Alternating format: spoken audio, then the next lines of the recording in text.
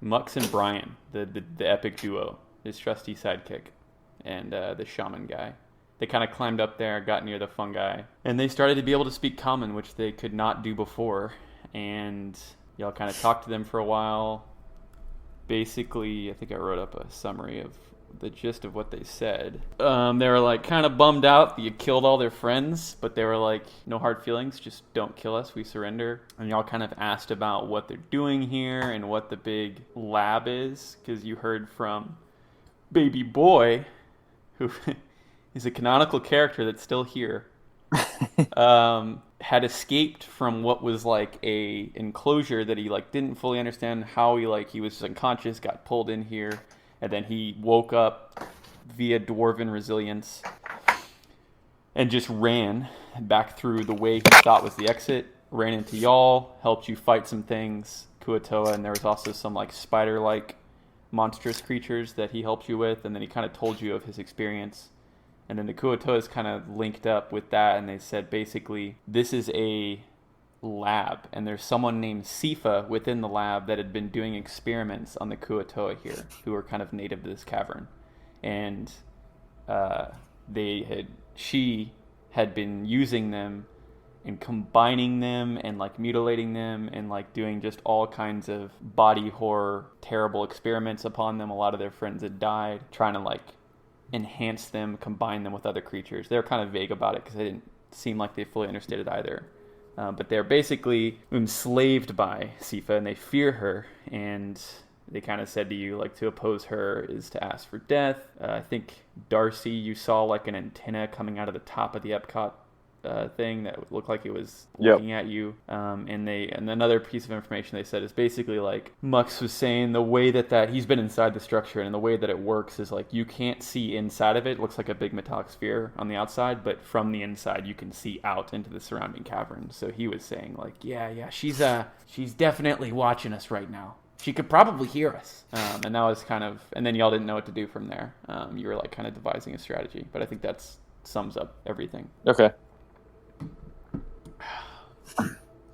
What should we do? I do remember that we were inspecting it. Did we? I don't know if you wrote anything about what we saw. You hadn't started to truly inspect it yet, because I think we wanted okay. to like not have that happen to where y'all did it and then everything was forgotten. Mm-hmm. Okay. All right. Okay. Then I'm gonna kind of walk around and inspect the Epcot. Okay. You can roll some investigations. This is right up Gin's alley. Can I, if I investigate it from afar, like with the fungus surrounding me, do I get any advantage on the investigation? Or is it too far to be able to have an effect? Darcy and Gin are like up close and personal on it, so I don't know if I get disadvantage. So looking at it from afar, yeah, you can like be in like the fungi that does increase your intelligence. You're Hawkeyeing it? Yeah. Also, you have to consider Aldrich's bug eyes, how bulgy his eyes get whenever he focuses, truly. So bug eye bonus. Well, it's true that I was not considering that before, so I guess I am now. Except it's a +0. You can roll it with advantage, but what you're finding would be different, like because your intelligence is for sure. +2, +3 based on where you're standing in that like fungi. Oh. So Aldrich, you do notice kind of just in general looking at this metallic and like you're not like the most well versed. Like you're from the forest, so is Bud.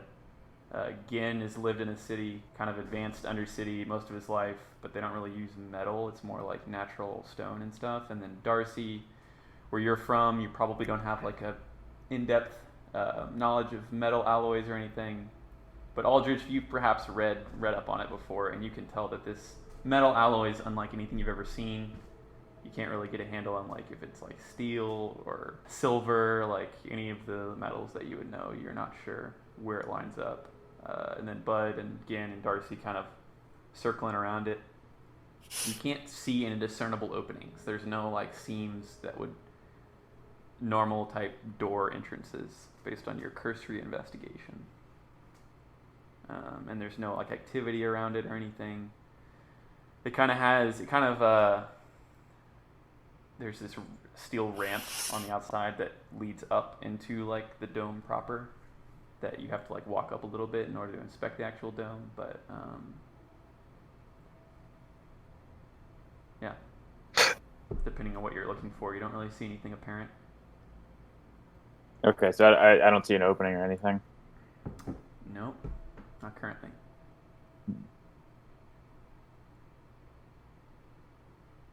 Did we already have Root like fly over top of this thing to give it the aerial inspection too?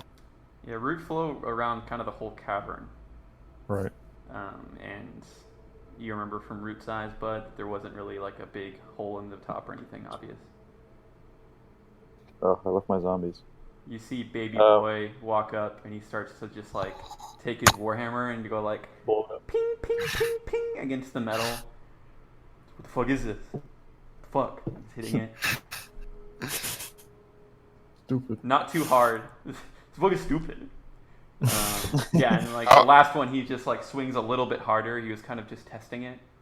Dwarves have like some knowledge of metal, obviously, and he's like, I don't know what the fuck this is, and then he like swings harder, and it's like, and he's like, ah, and he like steps down from the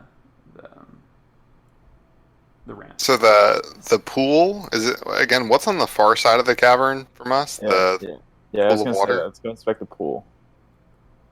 Okay. That's like where she was like testing the Kuatoa, right? Yeah, Mux had said something about that. He said that the pool is where a lot of the experiments, like the more serious ones, happened, where like Kuatoa would get into the pool and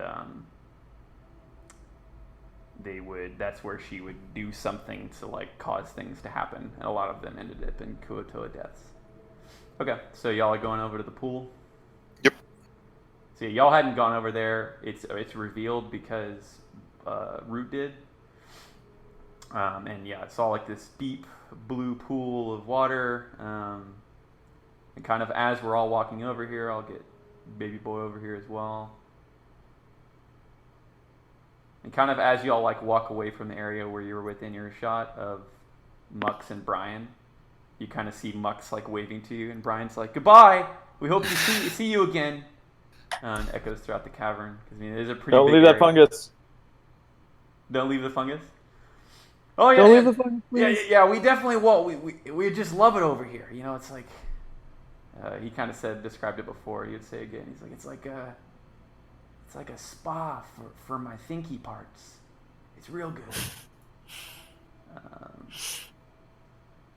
So as you approach over here, so yeah, y'all see like this rather large pool that's kind of has this eerie bluish glow coming out from underneath it, or from within the water, and you see down below to the south, there is this portion of kind of like you see rocky bits about, and this is unnaturally like shook up by what looks like digging. You saw in the caverns leading up there was some excavation going on, and you got attacked by some creatures that were able to easily carve through the stone. So you see some excavation over here. There's like loose rubble all around, and I think this is something Root saw earlier. So like this is an unnatural tunnel leading this way that's clearly been like dug out from your perception. And then yeah, you walk up to the pool, and y'all could make some like perception checks as you look into the pool. It just looks like water, eerie glow coming out from underneath it. And then in the back over here, there's some more heavy collections of the glowing fungi that is so familiar to you now. I stick my hand in the... Oops.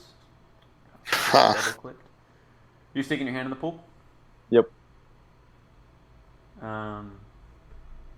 Yeah, so the water is quite cool. It's not frigid or anything, but it is cool. And Bud, his Root sits on your shoulder.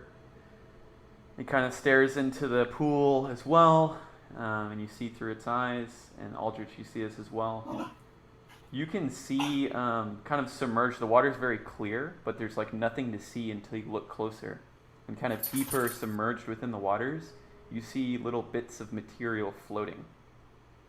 But they're not rising to the surface or getting bigger. They're down in the water, and they're just staying there. But you can see they're kind of submerged, almost like, I guess y'all could roll everybody's eating gelatin, right? It's kind of like stuff in gelatin. Like if you were to put fruit in gelatin, you can see this material sticking down there like that. But then, Bud, you see very clearly this isn't just material or debris. These are bones, and they're scattered bones. You can't really tell, like they're smallish, but then there's a few that are pretty well put together, and you can tell these are Kuo-toa skeletons and Kuo-toa bones within the water, submerged.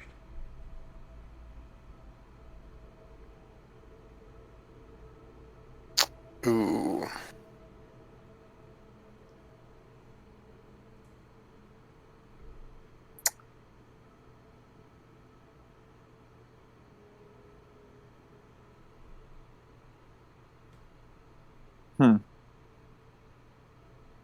I don't think there's anything special about the bottom of this pool. I don't know if we should be going for a swim in this or not.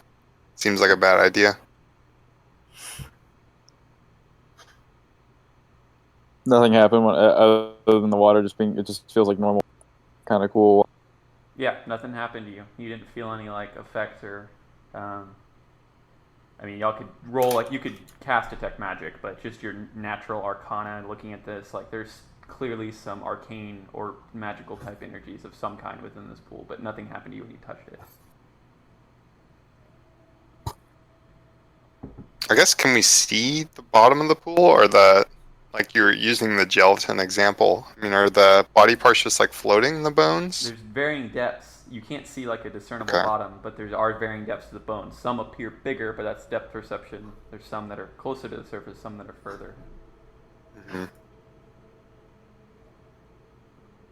What if I try to fire like a fireball like into the gelatin liquid thing? Well, it has the Well, properties of water. Yeah. The surface at least. Okay, that's fair. That's fair. It's not like you're touching gelatin surface tension, it's water. Okay.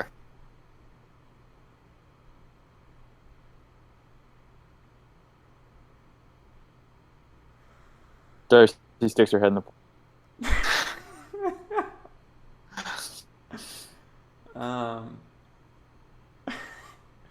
Okay.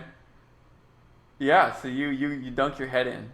Do you open your eyes in there? Yeah.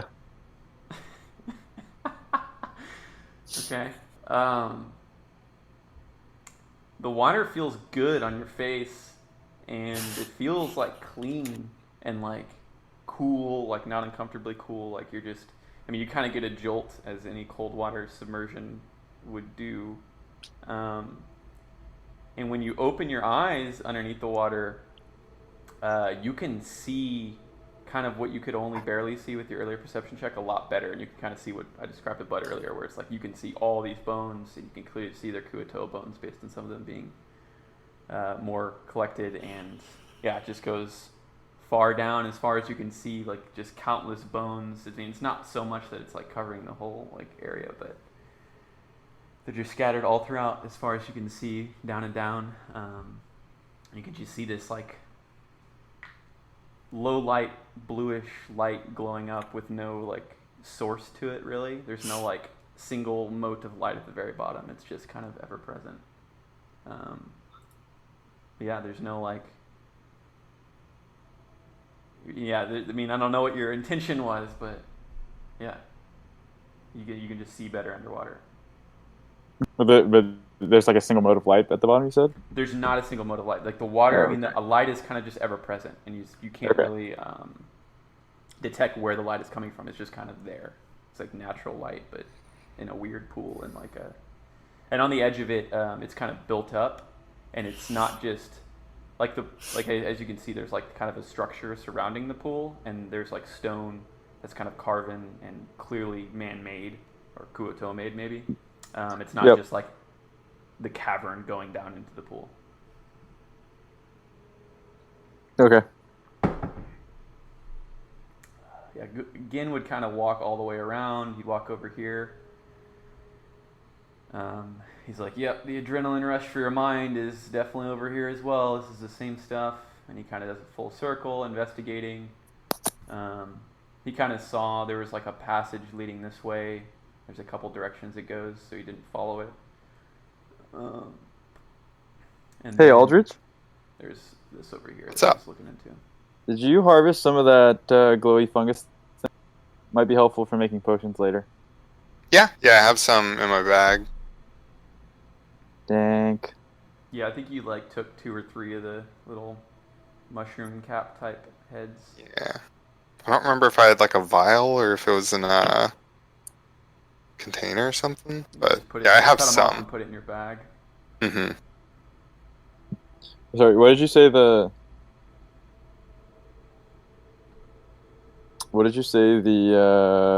lady's name was? The witch? Sifa. She Okay. meant the Mux described her as looking like Gin. Elf, dark elf.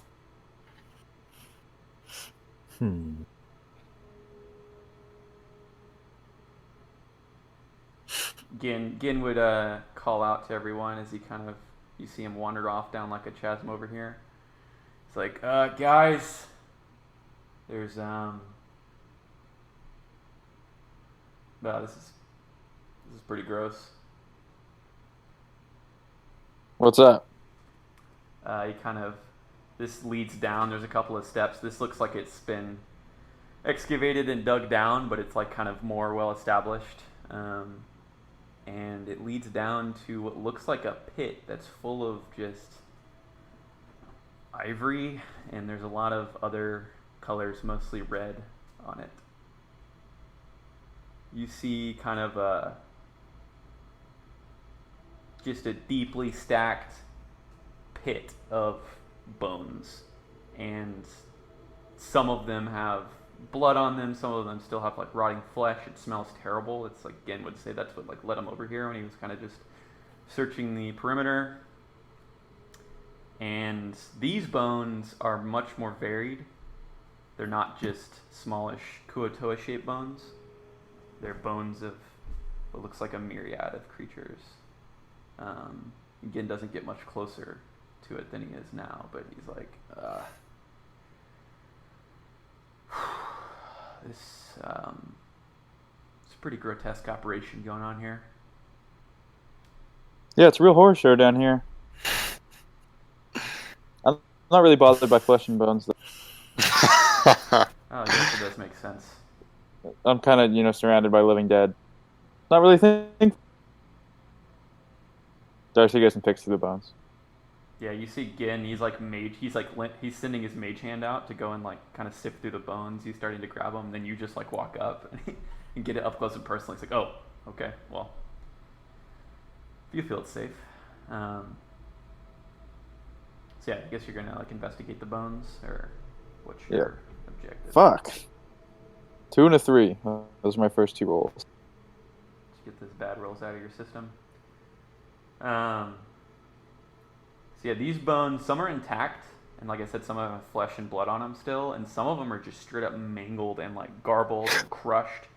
And you see some intact specimens of, you see very similar creatures to like the spider-like digging creatures that y'all fought earlier that were kind of attacking you and kind of hostile to the Kuotoa as well, and were kind of like wild creatures. You see some of them where they're like bigger and they have fins, and they're like half broken apart, and like I said, there's still flesh on them. Some of them are recent, some of them in the back are older. You kind of like dig through, and like obviously the stuff at the top is more recent and more likely to have some type of flesh on it, but it's just a big old bone pile. And on one hand, Darcy would probably see it as like, oh man, this is horrific. It's a graveyard of like just monsters and creatures that, the Kuotoa are at least somewhat intelligent, sentient creatures. And then on the other hand, you're like, wow, this is quite a resource for my particular art.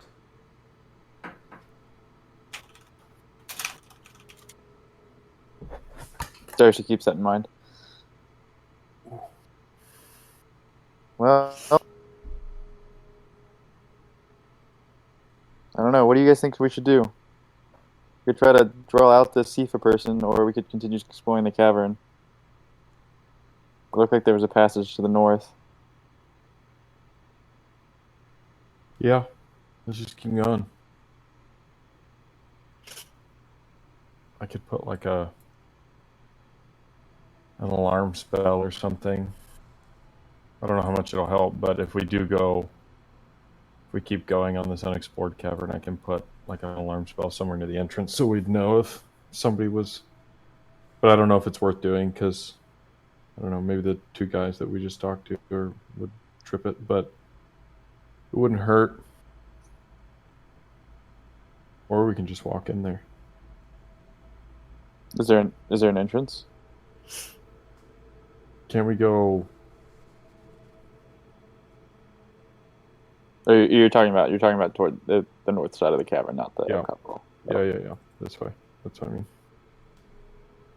We just like keep moving. Just ignore the Epcot. If the Epcot wants to open, it'll open. Hey, Sifa lady. If you're in there and want to come hang out with us, you should open your Epcot ball. Otherwise, we're going to leave and keep fucking around your cavern. Thanks, bye. You kind of shouting that as y'all are like walking by. Yep. Bud peas on the side of the Epcot ball. Okay. As you do that, I guess, are you peeing like on the ball? You're up on like the metal part? Yeah, I'm just peeing near on the edge. I'm not getting on top of it. So you hear this much more clearly, but everybody in the cavern hears it pretty clearly. To you, it's kind of almost too loud. Kind of hurts your ears, bud. Especially that you're blind and your other senses are enhanced and whatnot. You hear kind of like it's not garbled, but it's almost like it's coming through an amplification that is, I mean, you can't tell what's amplifying it, but you hear a voice say, "How is it that you've come to be here? Little ones." We walked in. We kind of just walked in the front door. Huh. The front door. Well, I have been watching. I've seen your work. Very impressive. I would like an audience, if you are so inclined. See, you've been surveying my area. I invite you in to my home away from home. What if you came out here? Because your big Epcot ball thing. To be honest with you, it looks like a huge trap. And our friend Babe Boy was in there, and he said it wasn't great. So seems maybe a little safer if you came out here for us, because we like not being dead. But it's so dull out there. It's so much more interesting in here. You're just gonna have to trust me.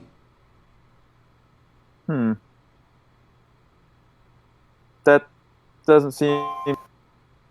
Will you pinky promise that you know you're. Are you asking for the pinky promise while your gnome dick is still out pissing? Yes.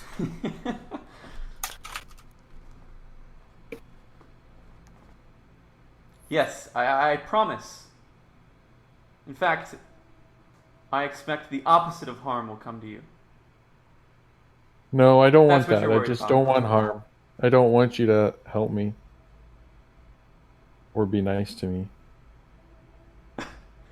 Just be neutral. You're creeping me out. That's an odd request. Weird looking old gnome man. But please, just I invite you.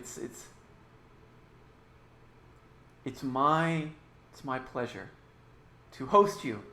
You haven't been a very good host yet, because you've just been watching us walk around here. Oh, and I've been very we're all busy. confused. I've been We've been busy. asking, I looking for the front door.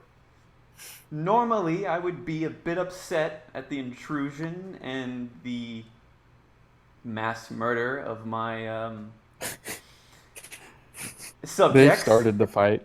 But I'm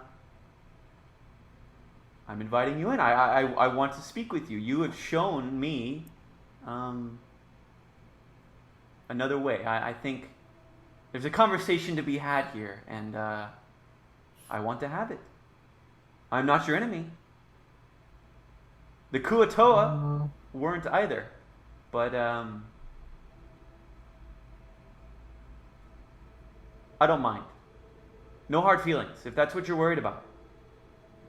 We're not really worried about hard feelings with the fish people that tried to murder us. We are a little worried about you trying to murder us in your death ball, though. You know, there's literally a pile of bones outside your death ball, probably from clean those all up the very death you well. caused. Yes. So They, your bone corner. The bones are the debris from experiments that I've been performing. It's nothing. From murdering things. Yeah, we know. It's okay. Can you just it's maybe come outside your death ball? Please, the door is already open, and you didn't hear anything, Bud, but you do see out of kind of at the direction that y'all came in over here, there is some light spilling out onto the metal over here. I guess you were standing like somewhere over here on the right side of it, and you can kind of see around that. It looks like the lighting has changed over here. You can't see from your angle like if there's an opening, but it looks like there's one based on your perception. Okay. There's some light over here. Yes, come in. I don't know where it's coming from. I'm still peeing though. So Bud's an old man. He's got to squeeze out every drop. You've had a lot to drink. Bud, do you have prostate cancer? Yes. Yeah, I'm keeping it at bay. Yes, Bud. I happen to be well learned, and that's too long of a stream. You're not a healthy gnome. No. This is of interest to me. So please. I don't know. Come on in. No, I don't want to go in there. I don't want you to look in my body. Oh, I can already see everything, Bud. It's too late. I've seen your body. Because I wasn't hiding it. You're still. I will say this. You're still pretty well endowed for your age. So bravo to you. Well endowed for his age. Long It's balls. not like penis-sized changes when you get older. What kind of anatomist are you? It's Well, more. The composition shifts in all ratio as they with age. balls. Gross. Okay. I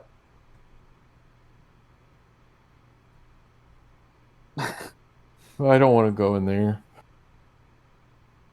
Yeah, me either, really. I'm just gonna leave you in your golf ball alone.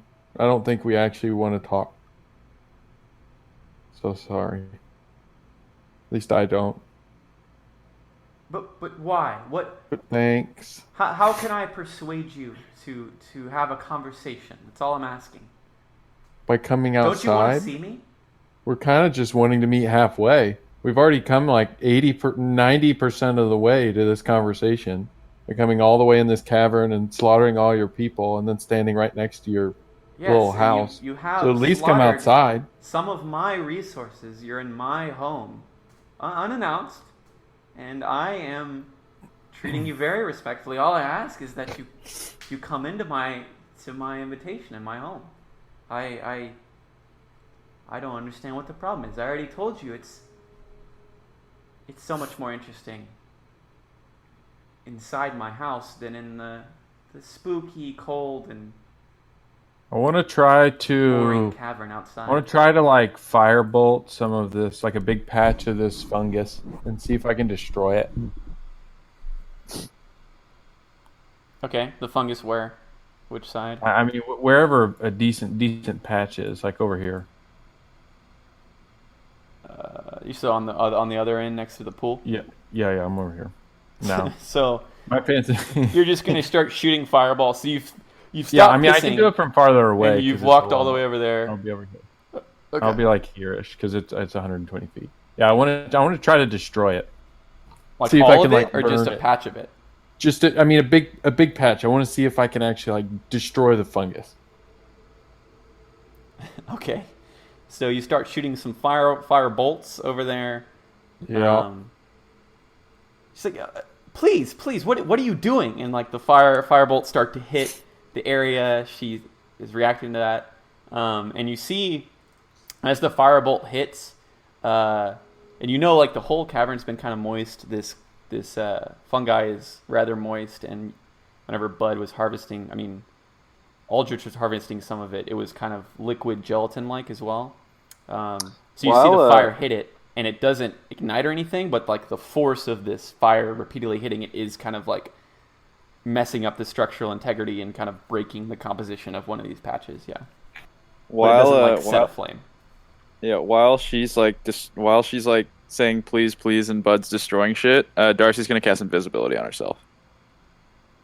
Okay.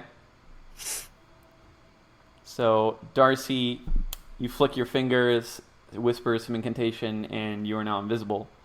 Your zombies are kind of like, ooh, kind of looking around. They know you're there generally, but yeah. I guess Gin would probably he'd just be with Aldridge wherever you're standing. And then Root. Yeah. Where would Root be? In Babe.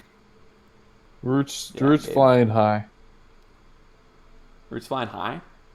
Like not super high, but just Okay.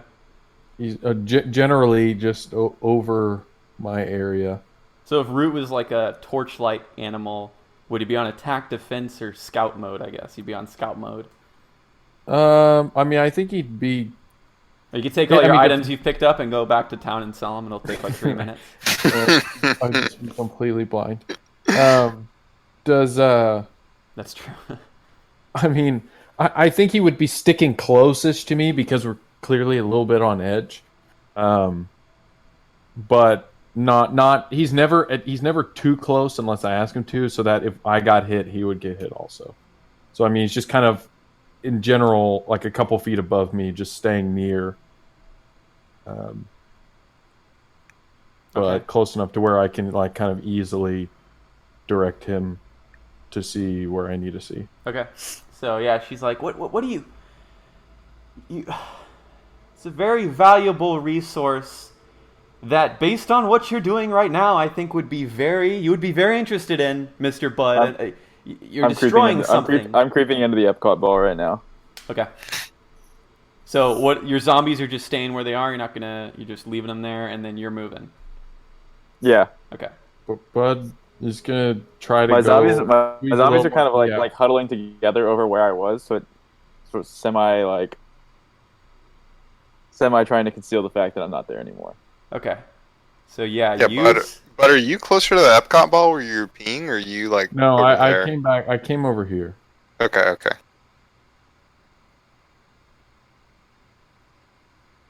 Gin, as he like realizes what's happening, he doesn't really understand what Bud's doing, but he doesn't have any comment on it. He would notice that Darcy's gone missing, and he would whisper to Aldridge, like shoot a message, or actually he can just speak telepathically. I forgot. He would say to Aldridge, like, "Hey, Darcy's gone," in case he hadn't noticed. And then Darcy, you are able to sneak around rather easily, and you see on the side of the Epcot ball that was definitely just. No seams, no nothing. There's a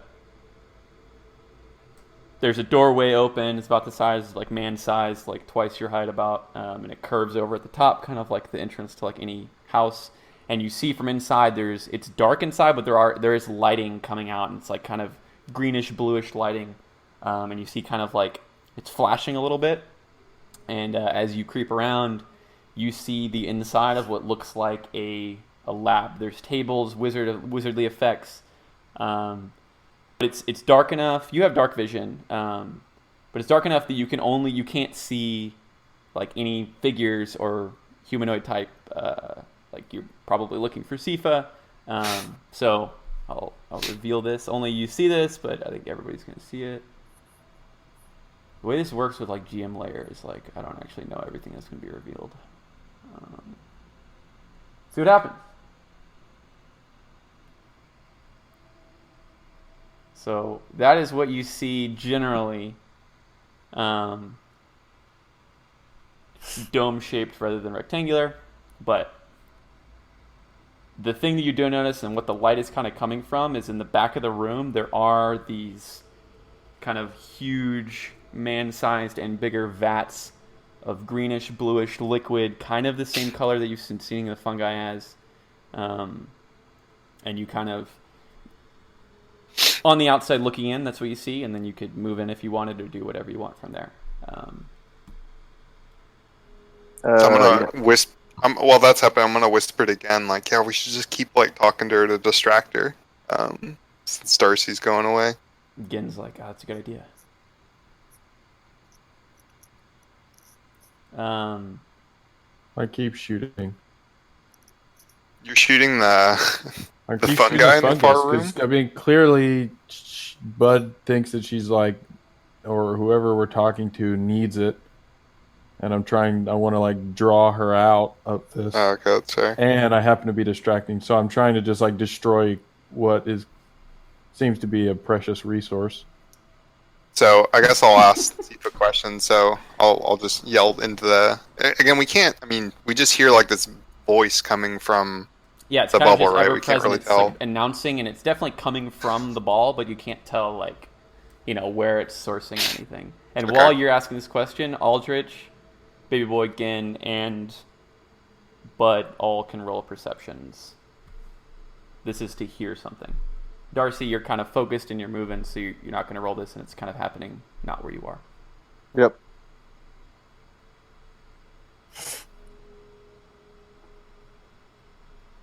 Aldrich wants to ask, like, Siva what she's trying to achieve by these experiments. That is precisely what I wish to talk about. And as soon as she says about, Aldrich, you kind of hear this most clearly. But does Root get advantage on perception checks, right? So Root, I'm going to say Root hears this. It's like loud enough to where you would hear. And you hear kind of south of you where that excavated area was that led down to some chasms. You hear kind of a shriek echoing down the cavern, kind of reaches you, and it's more echoey than it was at its source further down in the cavern, but it's like... and you hear Sifa say, that is exactly what I wish to talk about, and then she stops, and she's like, oh, see, you're making a lot of noise, Bud, and those blasts of force, they may not be loud to you and me, but it's rattling the stone, and see, you should stop for your own good. And Darcy, I guess you're starting to enter the the orb. So you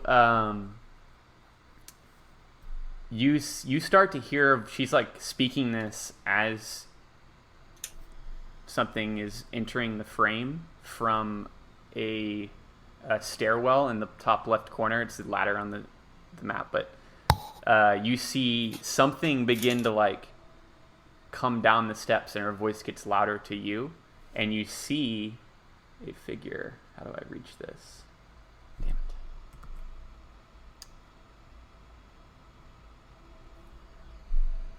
it. It's a woman, but there's something very odd about this person. It's like underneath a bunch of shit. I can't get to her. Bada bing, bada boom.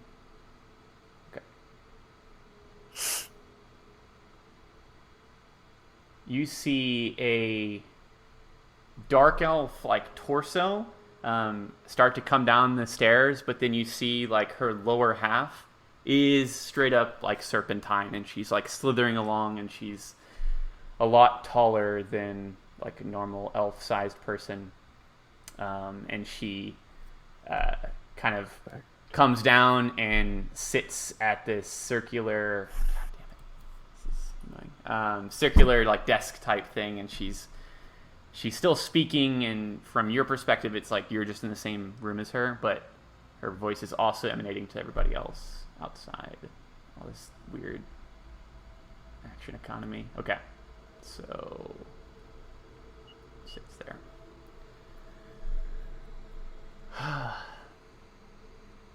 So that's what you see, and she would just say, like, in continuation of your question, Aldrich.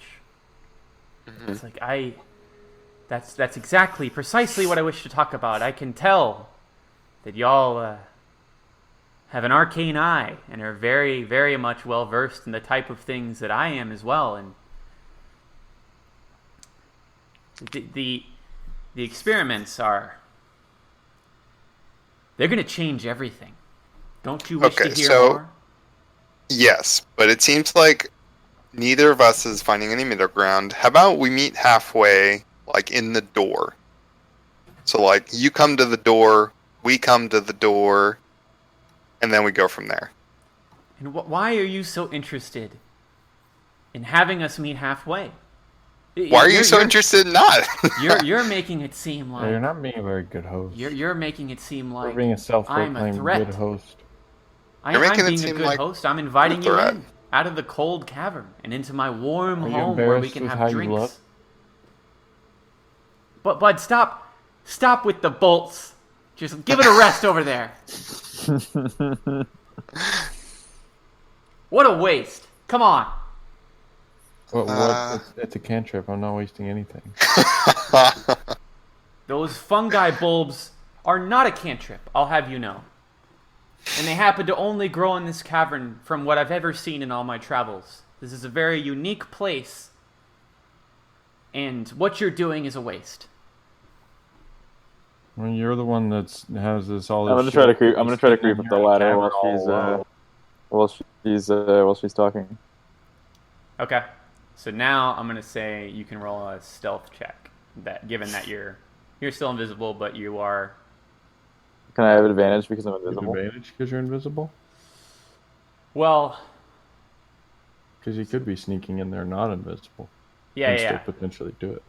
But it's just the footfalls of it's just sound based, so the invisibility doesn't really help the fact that you might like trip on something. Right, but she can't see me, so it should be better than if I was just like normal sneaking. Yeah. How much like the DC will be her perception will be very limited. How much insight do we have into what Darcy's doing? I mean, she didn't necessarily She didn't necessarily like convey what she was doing, but I guess when she went invisible, do we have enough insight to know she's trying to like sneak in? I mean, maybe. I mean, you could roll. I mean, to like dictate this, I'll say you can roll a insight, yeah, to see like based on your knowledge with Darcy. So, yeah, you pass by her, and she doesn't seem to notice you, but she's also engaged in conversation, and it's also not entirely silent in this lab of hers. There's like, kind of you see on some of the tables, there's beakers. It's more like science-y than it is magic-y, if that makes sense. And you've probably been around both in your travels. Seems more, this is like closer to alchemy, and if you had to guess the school of magic that she's using to help with this, it would probably be enchantment, maybe even necromancy, the fact that she's using like bodies. And you can roll perception as you move through to find out like kind of more about the room as you're moving through it. But you're clearly moving, so it's a ladder on there, but it's a stairwell leading up, so you're moving towards the stairs. So Aldrich, like, Darcy's gone. You know Darcy likes to, get into trouble, fool around sometimes, and she's like very inquisitive, obviously. So She could just be like looking for some kind of vulnerability in the nearby area. I mean, she didn't say anything to you, so. Okay, that's fair. You don't know. So Darcy, you can kind of make out vague amorphous shapes within the vats. One of them's empty, but there's clearly some like figures floating in there. On the tables, you can see like books, hastily drawn sketches of figures. You can see like a Kuo-toa skull prominently featured in like on one of the tables. From her seat at her like little circular table, she has all these like wizardly effects and stuff around her. Like I said, it's not well lit in here, but there is like kind of ambient light. That's why it's triggering your dark vision. Okay, this is gonna be weird because I have the second story to this place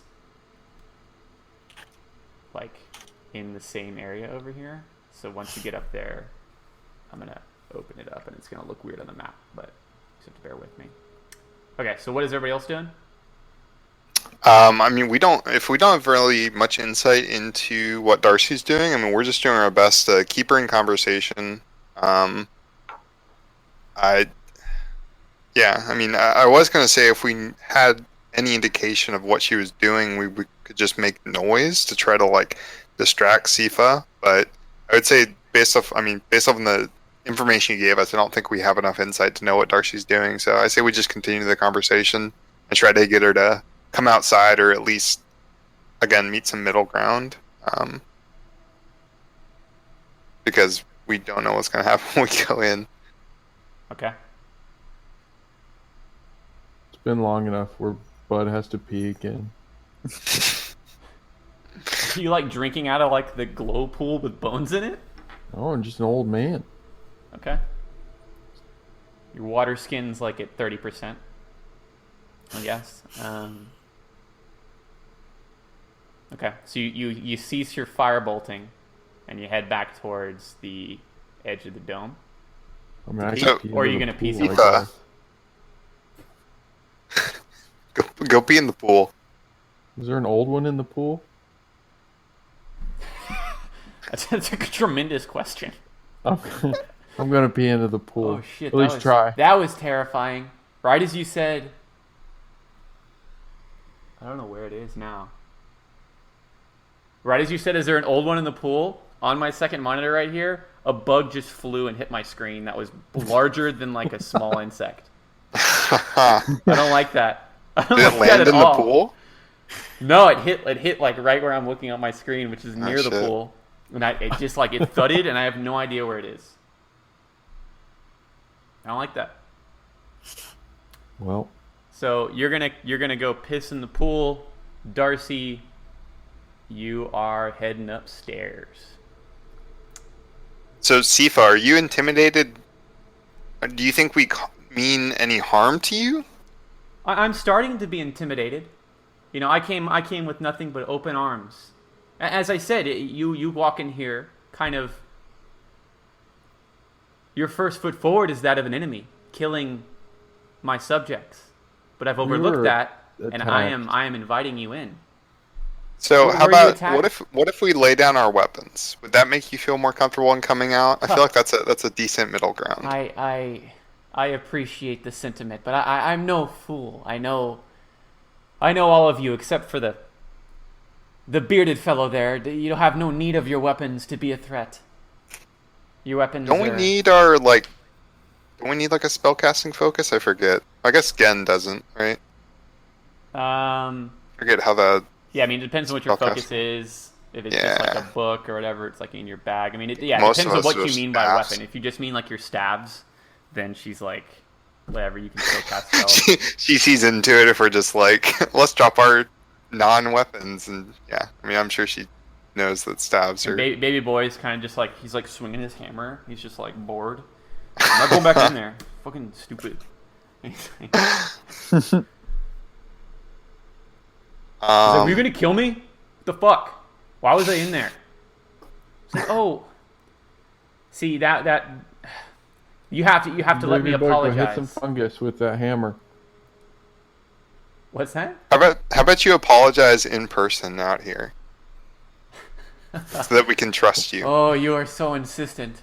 You negotiate without giving any ground yourself. I've given you information. I don't even know who y'all are. You say you just wandered in. You haven't really given us anything except for just saying that you're onto something big or some shit.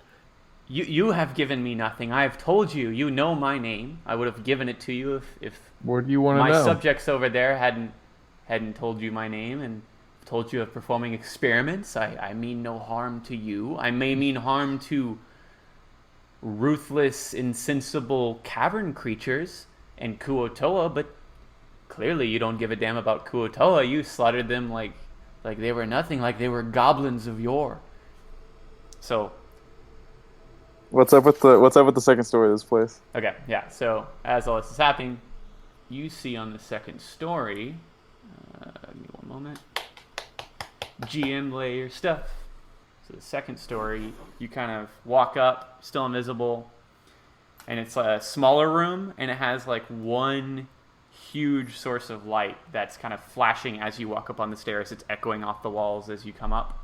And this is the room you peek into, and there's some figures in it.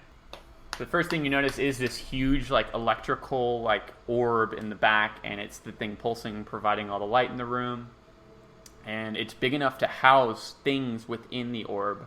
And you see a creature with its back turned to you, and it's standing over a table, or standing like head high to the table, and it's like at work at something. And it looks like the back of a Kuo-toa, but it has purplish skin rather than blue. This is what it looks like. Question.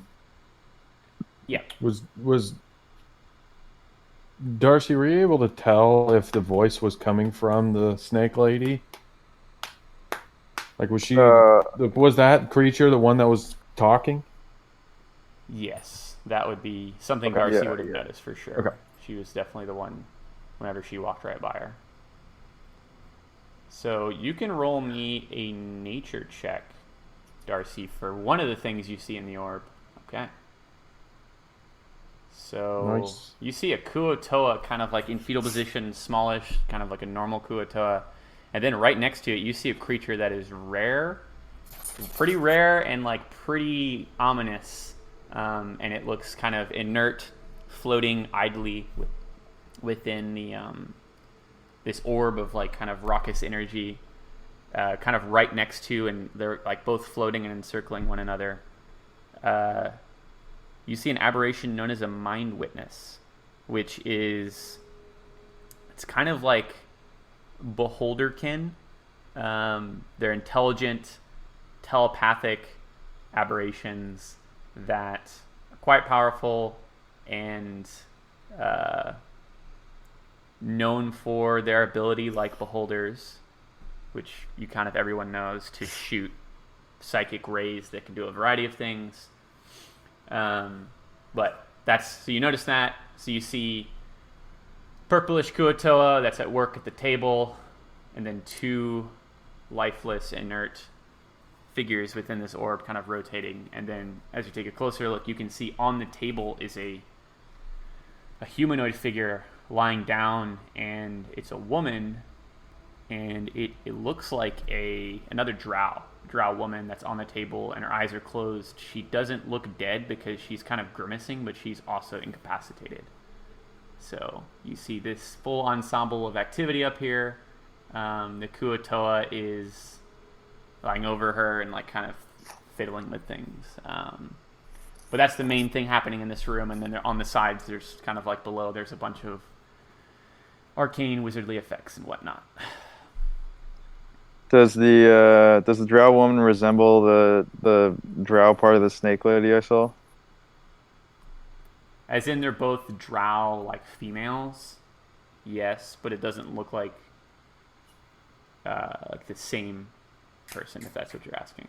And you can kind of see on the end of the slab that she's lying upon, there's, at her head region, there's like this glow coming from the table, kind of encompassing her head. There's nowhere else on the table below her.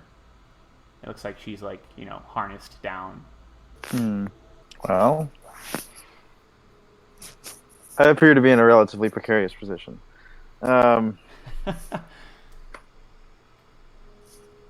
How long does what you cast? Just like normal invisibility. Yeah, less than an hour. Less an hour. Okay. Well, fuck. I don't really know what to do. So yeah, while you're thinking about that, so you're pissing in the pool, Bud. Baby boy is still just swinging his hammer. And then Gin and Aldrich are thinking, are still conversing. So the entrance is at like the south side of the Epcot ball, right? Yeah, based on like you sitting here, you can kind of see that lighting in the same way. You can't see the entrance unless you like walked over there, but yeah. Okay, I'm gonna walk over there. Okay. Gin would go with. Baby And as boy we get like closer, dragging a hammer. I mean, is it something where it's like a blinding light that we can't see inside? Is it just like we can tell that there's lights inside and we can obviously see what's inside, or? Yeah, you can obviously see inside, especially with dark vision. Okay. Gnomes have dark vision, right? Or is it just deep gnomes? I think we all have dark vision. Very useful for dungeon delving. So yeah, you see inside. If you like got square with it and looked directly inside, you kind of be able to see this laboratory with kind of ambient light coming from vats in the back, and y'all would be able to clearly see the torso and up, because she's standing behind a desk, of a dark elf lady, and like she's busy at work while she's talking with you. She's still just like saying, like, making her pitch. She's like, you're passing up a grand opportunity here. I don't understand it, given you were a learned gentleman. You know our races. Yes, I know. You know I'm a dark elf, as our friend Mux said over there. Hiya, Mux. How you doing? Our races go way back. You know, the deep gnomes and the dark elves have had their conflicts in the past, but we've also come to understandings and have worked together from time to time. But there's reason to believe we would have rapport. I'm extending my hand. I just need you to come the rest of the way. So when we get to the southern part, you said we could see inside with the dark vision. Can we see her, or can we not see? Yeah, you can see like her torso behind the desk, and she's like at work, busily moving about. And does she recognize us, like getting closer at this point? Yeah, she's like, please just step on in. I welcome all of you. The bearded fellow, the old man over there, full bladder. It has to be nearly empty now. See, the other problem, I mean, we're worried. Do you have a bathroom in there? Because, I mean, we're worried that we're going to pee over your experimental stuff. So that's the other reason we don't want to go in there, is because we're worried that Bud's going to have to go again. And he always has this problem. So we're also concerned about your stuff. Well, you'll be able to come in and come out as you please. There's no specific bathroom in here. I'd prefer you'd go and pee out into the wilderness. Bud's doing the right thing. But it's no issue. If he truly does have prostate cancer, I am amenable. You said you might have something that can help? Or you just wanted to do experiments on it? On it? Upon your prostate? Yeah. Well, that would be up to you. But, yes, I could potentially help you very much, Bud. Okay. Oh. Where is the little pink-haired lady? Those those abominable little riding folk that were following her around. They haven't seemed to move at all. Where did she go? I'm taking a short rest. I'm being protected. Taking a short rest. Okay, so Dylan, the situation in this room is there's this purple Kuatoa thing. Standing over this table, there's a unconscious drow woman. Yes. And then beyond that, there's like this electrical machine with a sphere behind it, and there's a mind witness and a Kuotoa that are both unconscious. Yep.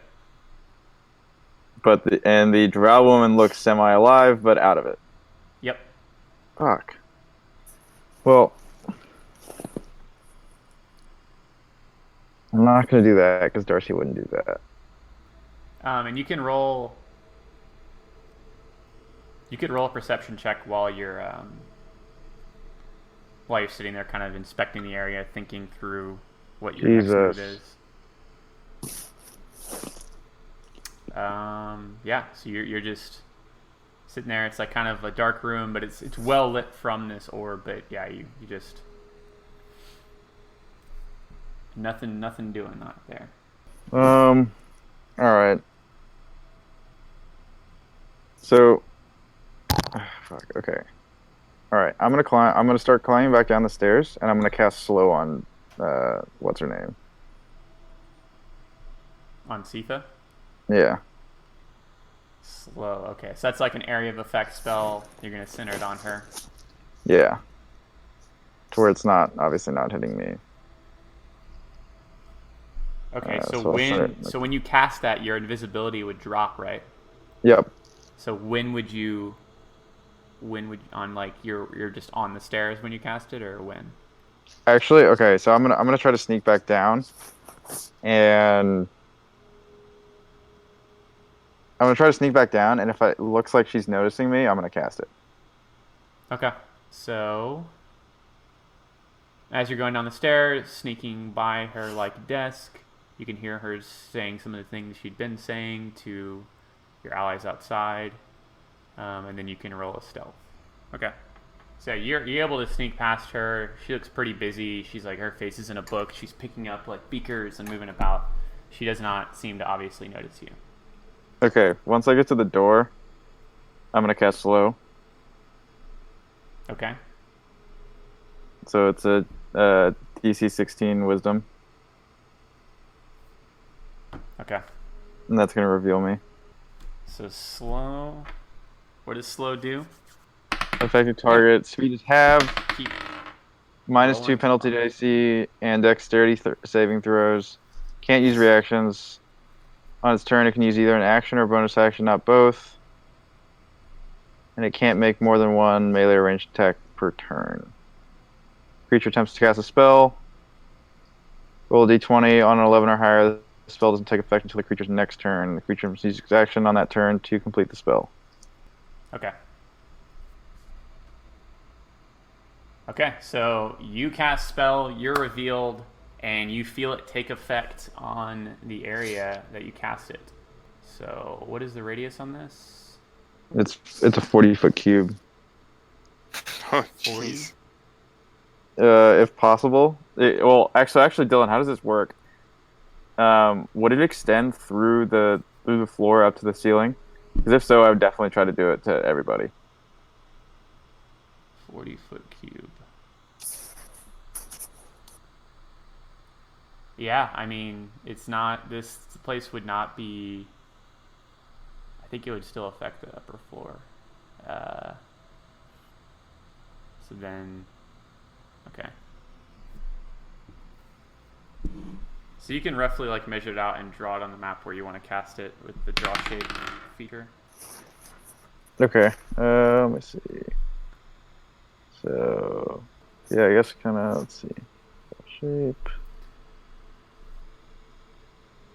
Like here. Okay. And extending up. You don't. I mean, I don't know how. Like, would you detect the things that you're casting it on in the floor above that are unseen? Would you know if they passed or failed? I have no idea. I feel like.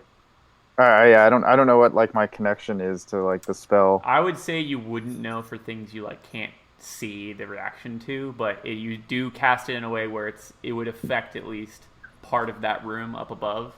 And okay, yeah, so you see it take effect. Sifa is affected by it, and you see her immediately.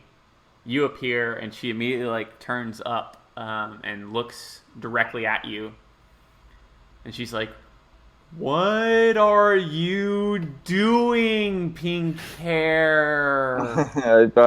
I threw my head out the window at the door, and I'm like, "Hey, get in here!" I slowed her down really quickly. She's some big, scary snake lady thing, and I think she's got some captive drow that might also be her upstairs. Oh, God. So I would say y'all could roll initiative now. I'd say baby boy is with everyone over here. But Bud, you've kind of been dicking around. I think you're over there. I am. Yeah. I'm a ways. Fuck. Why is this? Dude, this character sheet thing is really annoying. It's not giving me a side scroller. I get some battle music going. I'll tell you what. I had some suspicion she's cast herself. Well, Will had some suspicion she cast herself and into this crazy snake form body, and her original body is upstairs. And I considered putting a knife through her eye upstairs, but Darcy wouldn't do that, nor would she know that. So it also might not be true, and it could have been a terrible mistake. Oh, damn it. Can't know until you try. She's gonna roll. It's not bad. Oh, look at that. I selected my token this time. No. Luckily, you rolled the same thing I know. twice. I was gonna take it because I was like, that's my fault. I forgot. But Oh no. Your circle desk is gone. I put it the map layer.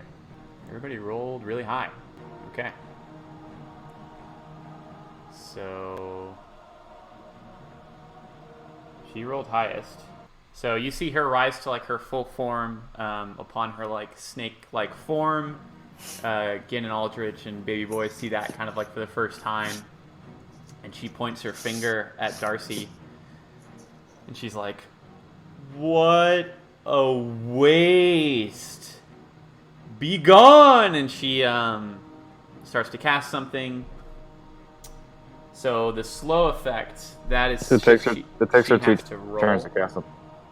If she rolls something, I don't know, slow by heart. If she rolls an 11 or higher, the spell doesn't take effect until the creature's next turn. So Yeah. the creature attempts to cast a spell at the casting time of one action, roll a d20. 11 or higher, it doesn't happen until next turn. Okay. And then slow itself, you get rolls at the end of turns, or no? Yeah, wisdom Yeah. save at the end of each, or at the end of its turn. At the end of its turn, yeah. -2 to AC and Dex. Okay. So she's gonna roll. So she rolled 11 or higher. So nothing happens immediately, and you see her roll her eyes. She's like, "God damn it!" Not a waste, is it? Not a waste, was it? And you see her.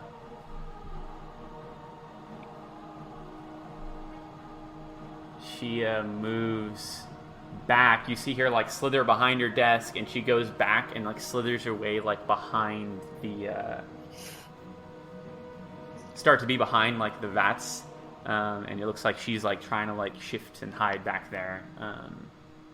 And then end of her turn, she makes another wisdom. Looks like she's still affected based on what you can see. Begins turn. So Gin's like, what the fuck, Darcy? Where have you been? What is going on? He gets to the doorway and like looks in. He's like, oh shit, it looks like a drider, but like a snake.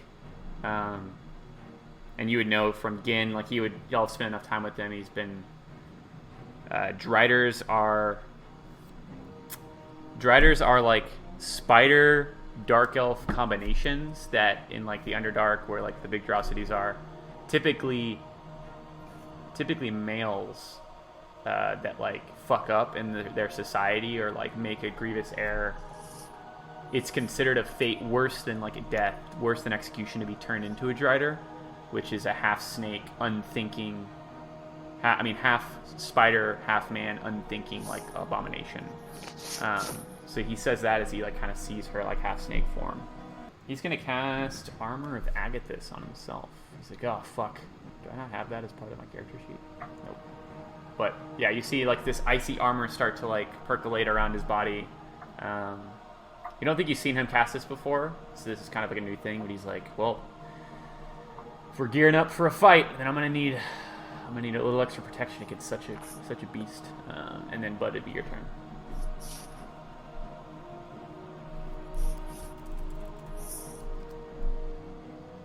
Armor of Agathis does not exist in the. Okay.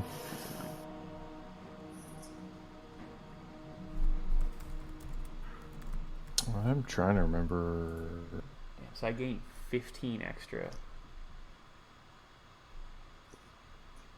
hit points. That's crazy. That's like 50% health. I thought you were gonna say AC. I was like, holy shit. Yeah. So again, it's now supercharged. It has to be a melee attack though that triggers damage. Armor of Agathis is ridiculous because like it automatically improves the spell slottage on a warlock to like you cast it at the highest level, and you get 5 extra hit points for each level. So you automatically cast it with his second and final packed spell slot. So he gets 3 levels of it. All right, so Bud, what are you doing? I'm just gonna get closer. I'm gonna move as far as I can, and I'm gonna.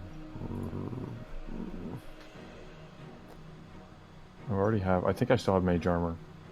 From previously, yeah, it probably hasn't been an shield. hour. Yeah. And I'm just gonna ready a firebolt. Ready a firebolt for like if you see anything. Yeah, I mean if I get line of sight of something, an enemy. I mean I can't tell really what is in there yet or whatever other than just like Bud has been fucking far away. Okay. But I'll have I'm gonna have Root kind of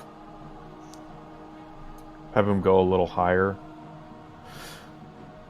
and just stay like a safe place, but give me a better kind of like view of the whole area, and make sure that we're not getting flanked or anything like that. But and then I'll just pass after that. Okay. So Darcy, it'll be your turn. You're concentrating on the slow spell. Alright. Move my zombies to over here. And does she like have cover or anything? Depending on the spell, it's possible, yeah. Because she's like behind these giant vats that are made of like what looks like glass and steel and whatnot. Wraps are up by 3 at half. Yeah, the warriors are put up like a 40-point third quarter.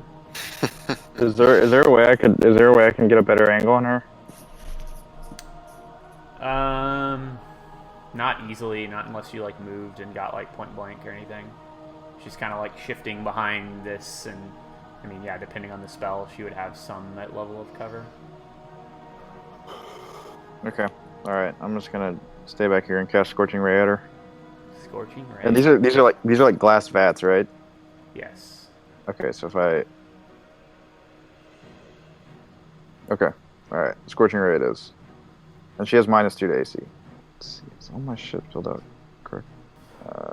Where's Scorching Ray? Scorching Ray. 1. That's a hit. 2. Fuck. Unbelievable. 3. Okay, so Wow, double ones. Jesus Christ. What is up with my rolls tonight? that's 11 fire damage. First one goes and like singes her. She's like, nah! And even her like cries kind of slow motion. And then the other one, the fire slams into the vat, kind of right next to her. And you see it like kind of the flames like lick around the glass and then instantly like kind of dissipate. You could tell that was kind of like a fizzled weak ray. And then the second one hits her again, but not quite like near her torso or any like central region. She's like, why are you doing this? She takes this damage. I don't really know. You seem kind of evil.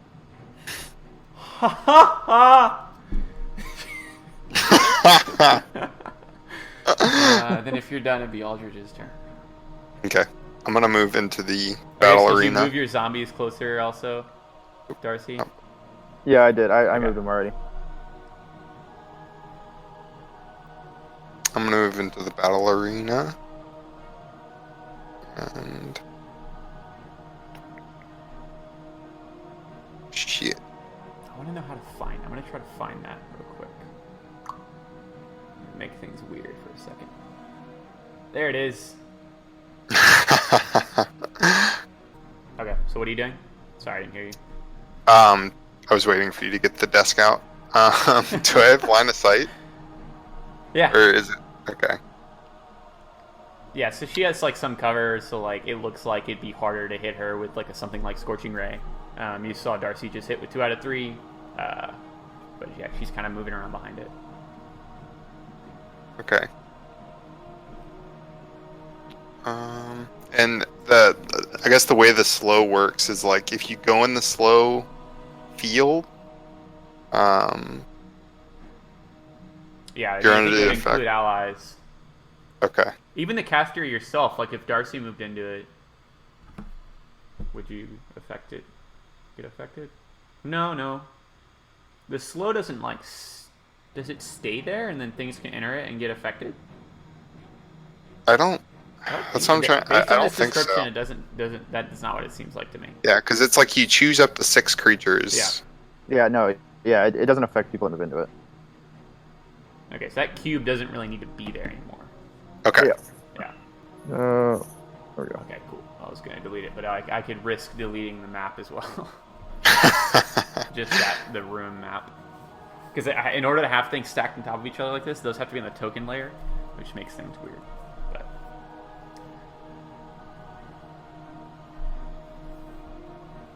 Okay.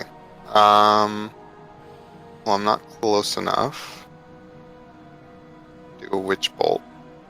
So, get some dex. I'm just gonna do firebolt until I can move closer. okay. Roll me that attack. That is going to hit. Woo! 10 damage. That's Yep. it. I already moved. So you see it as well. singe her. Should we do turn order for baby boy as well? Oh yeah, I forgot. I'll just say he's last. And honestly, I'm gonna make a roll here. It's based on everything I know about Baby Boy's character. Oh, that's right on the line.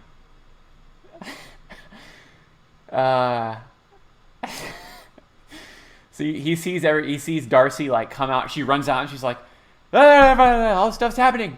We gotta attack her.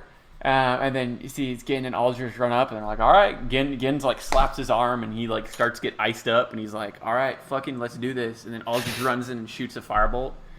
Baby Boy like puts his hammer on his shoulder. And he's like, this is fucking stupid as shit. I'm fucking gone. And you see Baby Boy just starts to dash away back the way he came. He's like, I'm not gonna fucking die for this. And then his like voice is echoing as he runs away. Made a roll for that, and this is actually more in character, I think, for his character.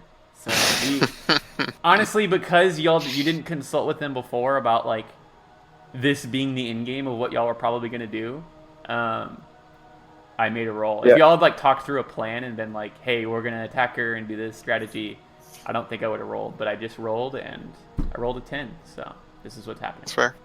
No, it's fine. I acted rashly, and there are consequences for my actions. Yeah, it's just like you have like a history with your ally at your party, and then Baby Boy is just like some random dude. Yep. Okay, so Aldrich is done.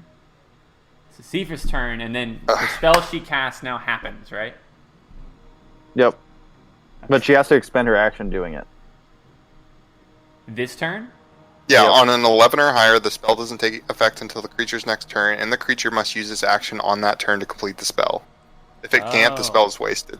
I thought it was like she uses her action on the previous turn. I guess that doesn't make sense because Yeah. Okay. Slow's good as shit. So I guess this just happens. There's not a saving throw for this. 15-foot radius. Okay. So this spell happens. You see she's been holding like her hands out, and she's like, I don't know why you'd waste such a tremendous opportunity. And then y'all get engulfed in darkness. 15-foot radius. That's like, say it's roughly gonna cover a large portion of the entrance as well as some of the exit. Y'all get engulfed in magical darkness. You have dark vision and you cannot see a thing. You're blind as a bat. So she says that. You see her complete her spell, and then you hear her like kind of straining, and she's like, I hate to waste resources, but desperate times. And she's like, ugh! And you hear like, and like something. Wait. She can't do two things. She can't do more than one thing right now. Yes. So she cast her spell, and this is something that's happening as part of her like movement. She's an immense creature, and I made a roll for it. So something is happening. You can't see it though. You can just. So it's not like a bonus action to like push something over. She's not actually executing the action. She's starting it. So you don't hear anything happen right now other than just that sound and her straining. And then end of turn, another wisdom. So essentially she could have definitely done that in one turn, probably without a roll, but the slow is affecting her to make her not be able to do what she's trying to do. And she's rolled 3 6s in a row on her wisdom saving throw. So that is ominous. And it would be Gin's turn. He's in the darkness. So how would this work? I mean, y'all don't know the area enough to where you can move confidently. So I'd say as y'all move around, and you're going to probably try to move out of the darkness on your turn, you're going to have to roll like a dex check to see like if you can navigate what is pretty much like a jumbled laboratory of like bullshit that you might run into and impede your movement a little bit, depending on if you like cast a spell or something to get out of it. But Gin's just gonna walk in and try to just walk straight and try to get out of the darkness going forward. His dex check's pretty good. I guess I could have rolled that in the game. So he emerges out of the darkness. Then he's gonna make an attack. He has no more spell slots. Eldritch Blast. Actually, both of those are going to hit. One of them blasts her right in the torso. The second one narrowly hits her as she tries to move around. And she takes all of that. That's quite a bit of damage. And then, Bud, it would be your turn. Okay.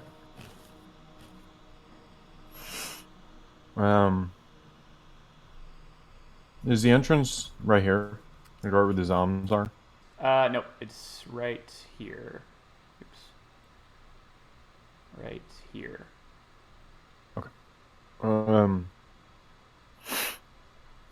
I don't think I can make it all the way there. Nope. Trying to think of... Are you dashing, or are you just moving your movement? I mean, I can. Yeah, I can. I'm just trying to make sure. Do I know that it's dark in there? Like, what if... Yeah, I mean, you can start to see the entrance from where you are now, and you know it's like dark, ambient light, whatnot. Okay.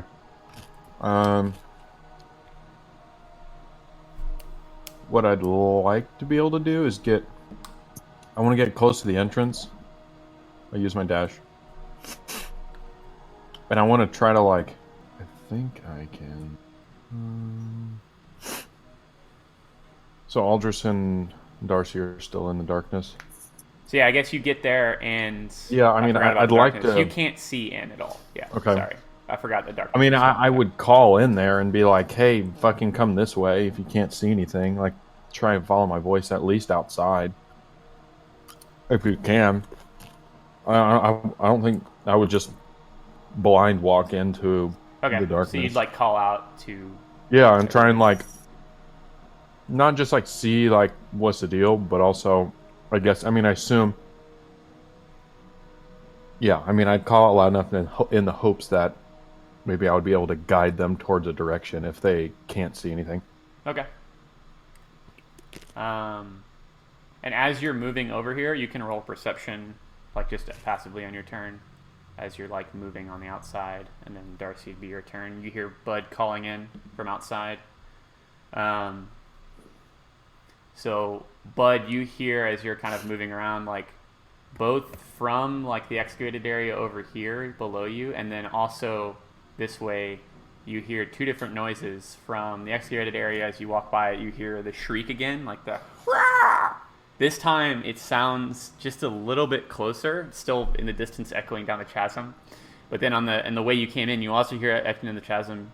You hear, this is fucking stupid. This is fucking stupid. This is fucking stupid. Alright, I'm just gonna try to go straight forward too. Okay, you can roll like a dex just to see how well you can navigate the darkness as you're kind of blind walking. Dex check. Yeah, so you're able to make it through, and you get like next to Gin on the edge of this desk right here. Yeah, so you're out of the darkness. You see Sifa still kind of moving around. The one thing you do see is like she has her like full length of her like pretty thick serpentine tail around, like wrapped around like two of the tanks, and she's like straining against them and like moving. And the tanks are like kind of shifted off of their base, you can kind of see. So you can rather gather kind of what that sound was you heard in the darkness earlier. Okay. I am going to cast Toll the Dead. Wisdom saving throw. Man, she hasn't rolled above a 10. So this is going to do damage. 20 damage. Necrotic? Yep. Okay, so she takes all of that. And she's like, God, you're going to pay for that. Still talking real slow, slurred like. Yeah, that's my turn. Aldrich. Yeah, I'm also going to try to, I guess, move in the direction that I last remembered that's outside of the darkness. So... Dex check. That was a dex saving throw? As you try to, yeah. Just a check. No, oh, check. Throw. Okay.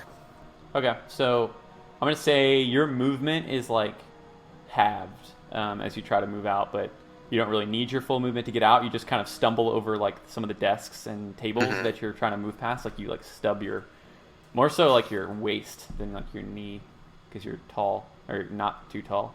So you get out of the darkness and like kind of stop there, and you're like, ah, fuck. That kind of okay. But...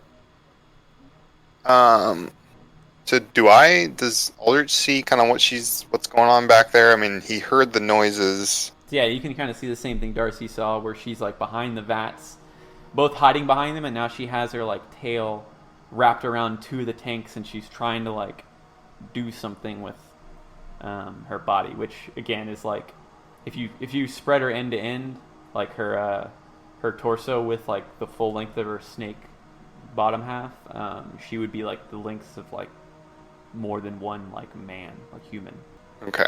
Very unnatural. Like a drider is like the size of, like it's a giant spider plus a human, so it's similar kind of like to a giant. Does she still float as well? From how she's talking and stuff? Yeah. Are we able to tell that? Okay. Yeah. I want a witch bolt. Okay. Patented witch bolt. So make a ranged spell attack against a creature. What would that be for a ranged spell attack?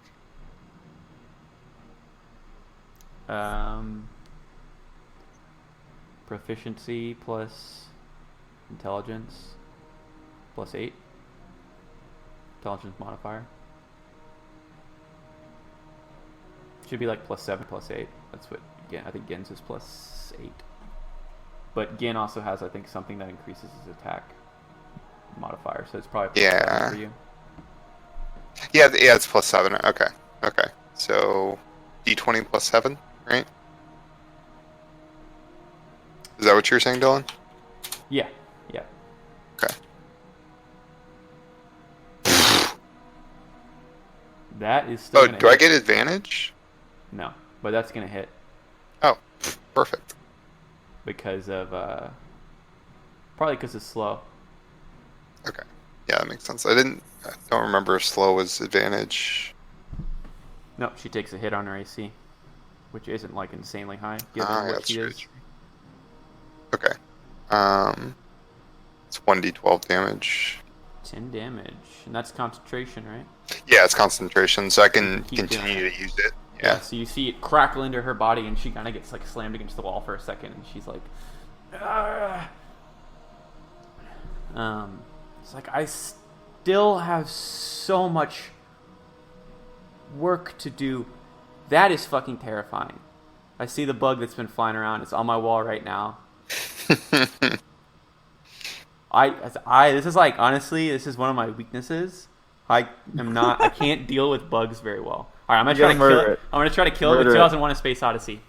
Oh, fuck! It flew away. Fuck! I was ready to punch it. I don't like this. I don't know where it is. Okay, that's a weird bug though. That's not a normal buggo. It looks like a I don't know what it kind of looks like a mosquito, but it doesn't move like one. It like crawls instead of just landing. The fuck? Fuck! This is the last we're ever gonna hear from Dylan. Fuck. I had the book held up, and I was gonna like Jason Bourne it, just like put it against it and then punch the book. But as soon as I stood up to get into a ready position, it fucking used its reaction to fly away. Okay, it's gone forever. It's gonna bite me in my sleep. You know what? I have a weird bite on my wrist that I thought was like a pimple or whatever, but like it's a weird spot for it. You gotta kill it now. That must be If what you this wait, is. if you wait, you're gonna Yeah, get. you gotta take care of business here, my guy. Well, just keep the mic on so we can hear I the don't know where it whole is, though. battle and hear you get fucking sucked dry by a. So yeah, I have Big a mosquito. weird bite that I was like, I noticed yesterday, and I was like, is that like a spider bite or something? It doesn't hurt or anything, but it's just big and like. It's on your wrist? Yeah, it's like on Have my you tried arm. to do the Spider-Man thing? See if any like web comes out? Not until right now, but Okay. damn it! So that thudded into the screen earlier, right when you said old one, also. So yeah, I'm fucked. Okay, well, that's fine. So you Witch Bolt, you're concentrating on that. Mhm. It's her turn again. So what will she do?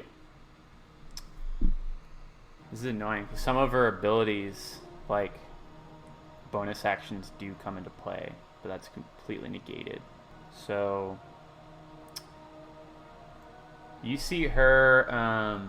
She starts to cast a spell, and she like continues to strain her body, or her serpentine body tail, against these like vats, and you see one of them like crank over and fall, and the vat like slams against the ground and cracks open. It doesn't shatter, but you see like pink liquid that like you couldn't tell was pink before, but like the liquid on the inside is pink, and you see something start to like come out of the vat.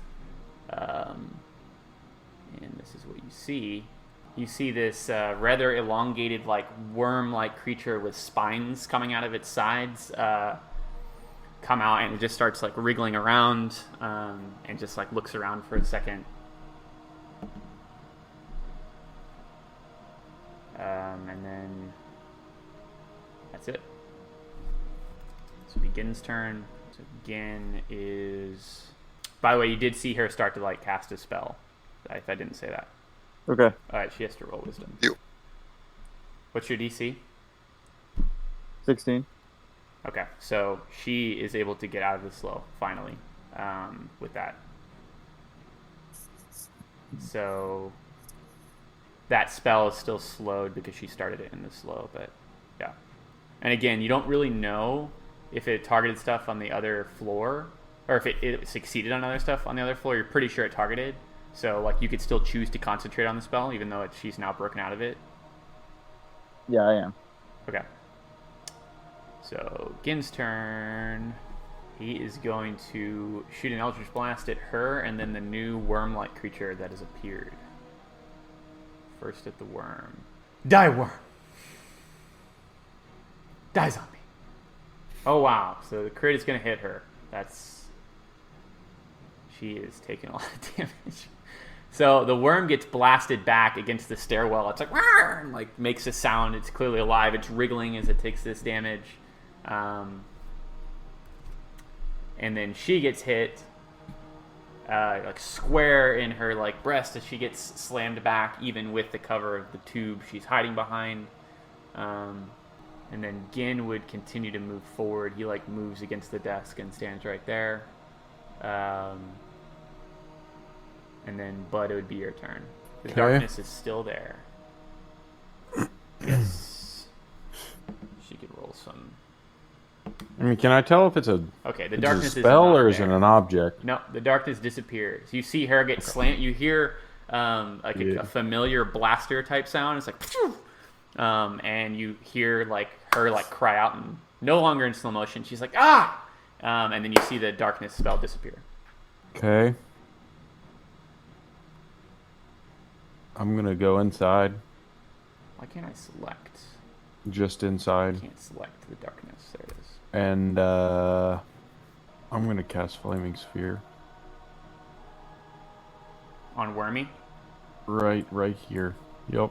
Flaming Sphere, and then you're gonna slam it into Wormy? Give me that good sphere pick. Oh yeah. This is I'm gonna slam it into Wormy. Quality spherical content. Flaming Sphere has its own like character sheet. I'll do it's second level Flaming Sphere. Okay. Isn't that what spell level it is already? Or is it first level? What? Isn't that what level it is already? Or is it a first Yeah. level? Well, I was just reiterating that I wasn't casting third. At a higher level. Okay. So you create a ball of sphere, and then you like flick it, and it slams into the worm's head, and it cries out. It's going to make a dex check. What's your DC? The dex is 14.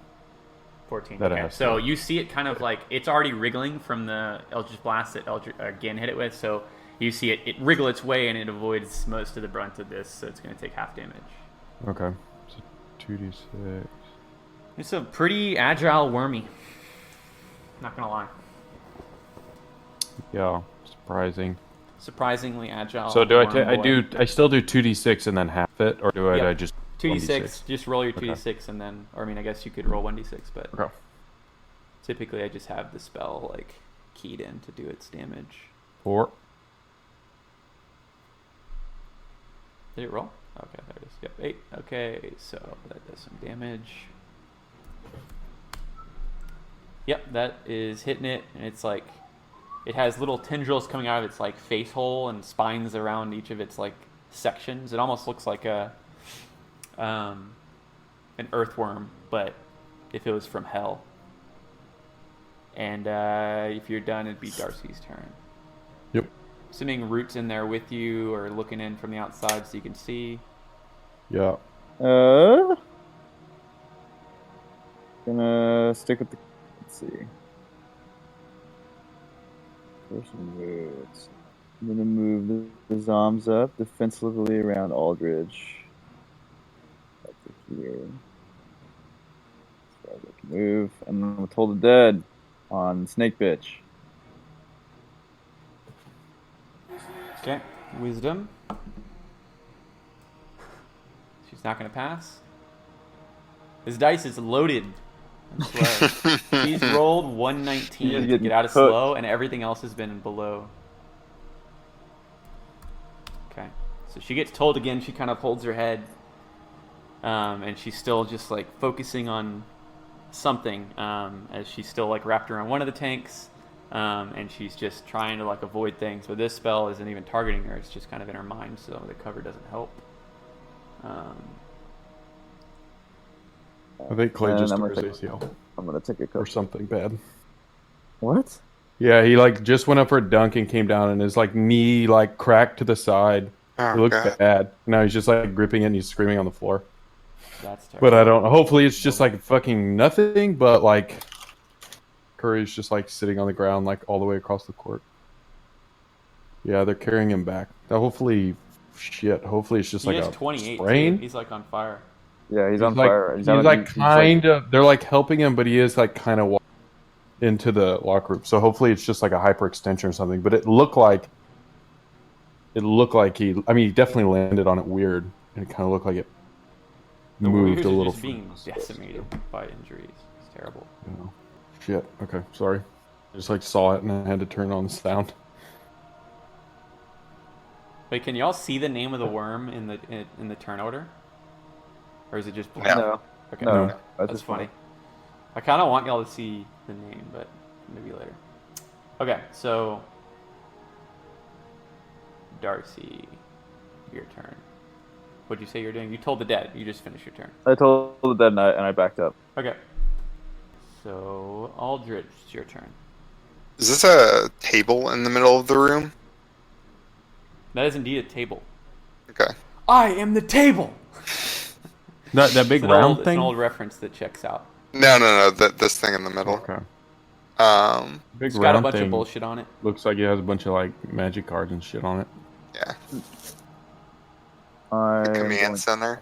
I'm gonna I'm gonna continue the witch bolt if I still have God. vision on her. Okay, so this just is connected to her and hits her again, or you have to roll another attack. No, it just I just choose to use my action to hit her until it's outside range or it has total cover. Okay, so this just hits the damage again. Yeah. But it's just my action. Okay, so she takes this witch bolt, and she's like, as she's getting electrocuted with this dark energy crackling all about her body, she's like, "You didn't even hear my offer." It's the Worm Boy's turn. Okay, he is walking. He's coming back out to shoot his free throws. Weird.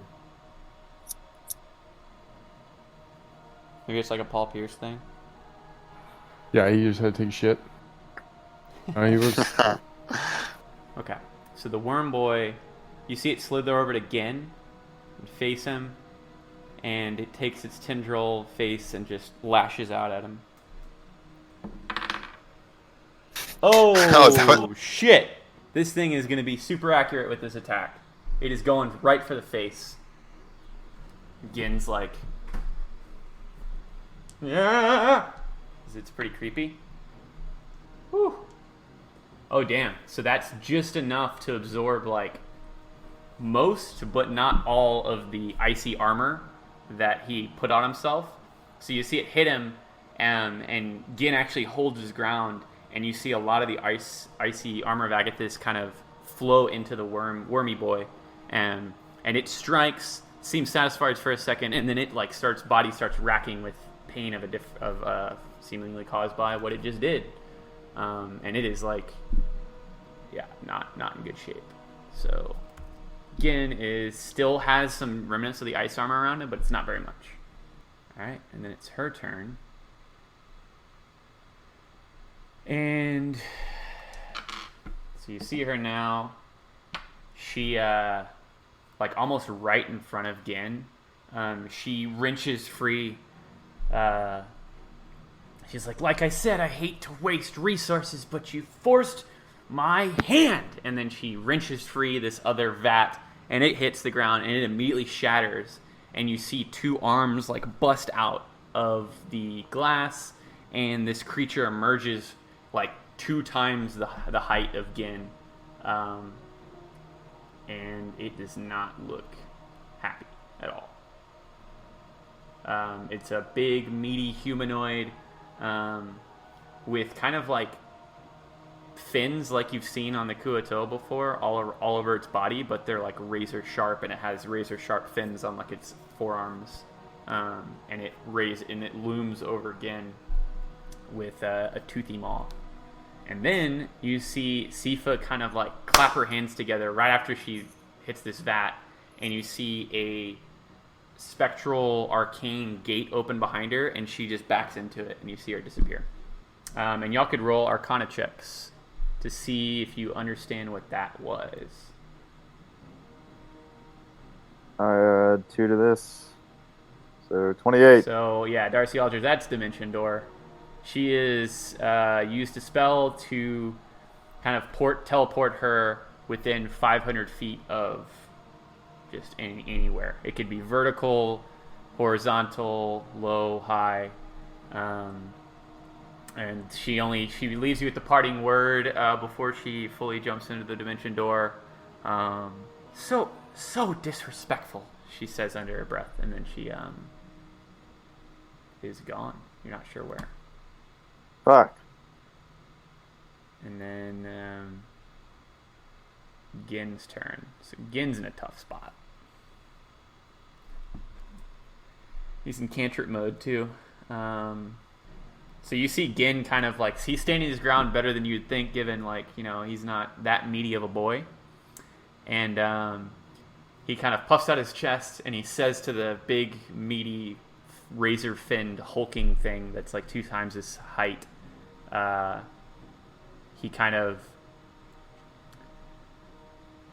you hear him say something in Drow. You know it's in Drow, so you don't really understand it, but he like says it with like a smirk on his face, and then you see this thing's like head cock, and it is going to be affected. You see it kind of like it doesn't look like it hit it that hard, but you think he just viciously mocked this thing in his own tongue.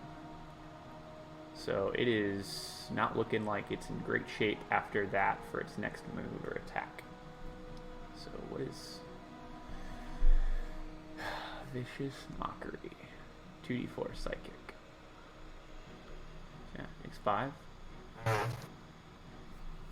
was a weird sound. Alright, Bud, it's your turn. So that was my chair rubbing against my desk. It sounded like a brontosaurus. Yeah, sorry about that. I gotta find this bug. I gotta find it. Or I'm dead.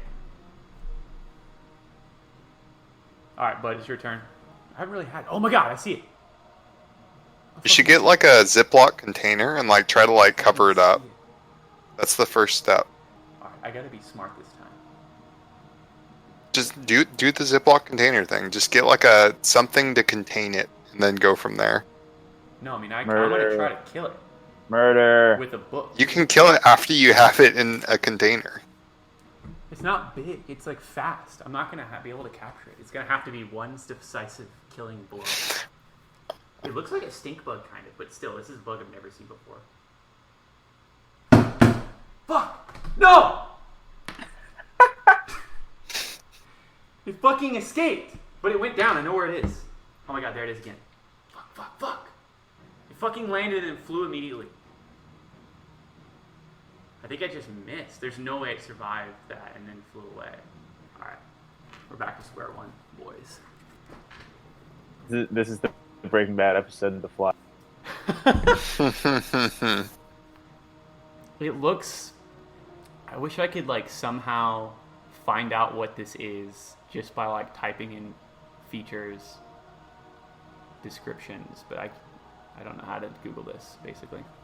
Alright, is Alex gone? I don't know. Or is Mike's muted, one of the two? He's gonna be like, damn, my mic's muted. What is this spell? Why have I never seen this? There's a cantrip called Encode Thoughts. What the fuck is this? Sounds ridiculous. I don't know.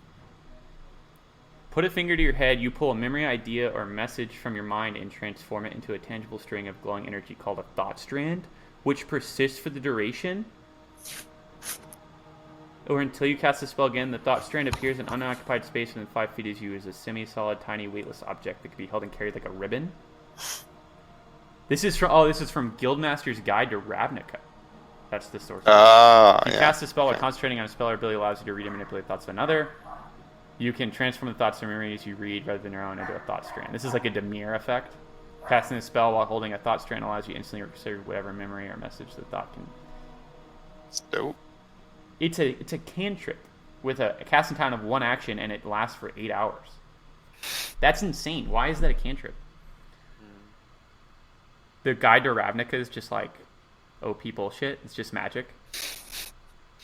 Demir's OP, so I wouldn't be Mage. surprised. Snapcaster Mage? Snapcaster Mage? Snapcaster Mage into Counterspell? There's no way to know if Alex didn't get taken by the bug as well. Dude, Alex got bugged. Tough. Real tough. We're done. Alright, well, I'm going to go for Alex because I know what he's going to do. He's going to Flame Sphere. I'm here. Okay. I was on the phone. Okay. He's going to Flame Sphere the wormy boy. Yeah, or go the ahead and big boy? just do my turn. You know. Do you want to go after the wormy boy or the big boy? I don't have any other abilities. It's just Flame Sphere. But Flame Sphere allows you to also take an action on your turn because Flame Sphere is bonus action. Yeah, I'm going to. Well, you're in the cone, so I can't do that. After, I'm going to.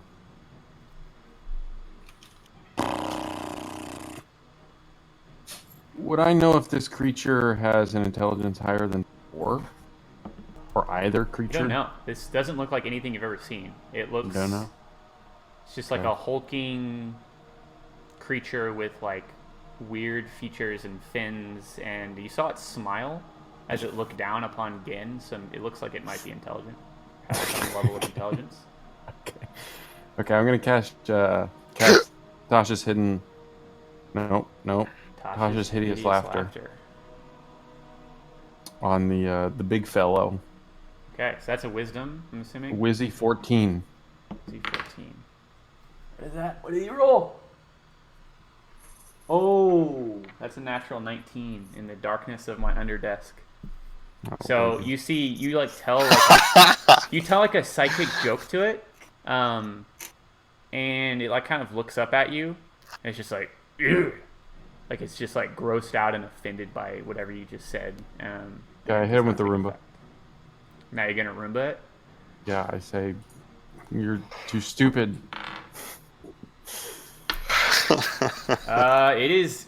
That's so your DC's 14, right? So yeah, it almost like it sees this coming after this mental link you just had with it, and it just like puts up its arm and is able to deflect some of the fire. So it's gonna take half damage. Half damage? Sweet 2d6. And then Darcy, you're up. 2. Ooh. Alright, Darcy, it's your turn. If you're done, Aldridge or Bud. I'm done. Was there any commotion or anything upstairs? Nothing?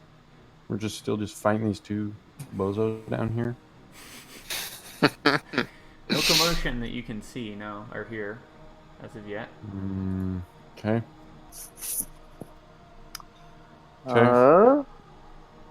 Alright. So this worm is not looking great, right? The worm is not looking great at all, no. Alright. The Zoms are going after the worm. Okay. So Zoms The descend upon the worm delicious boy. worm. Alright, so the attack is +3, so... That's a lot of Zom attacks. Oh wait, I have a button for this. Zom attack. Let's see, oh my gosh. Oh, there's a crit. 14, 23. So 3 of those will hit. Okay. I think I add some shit.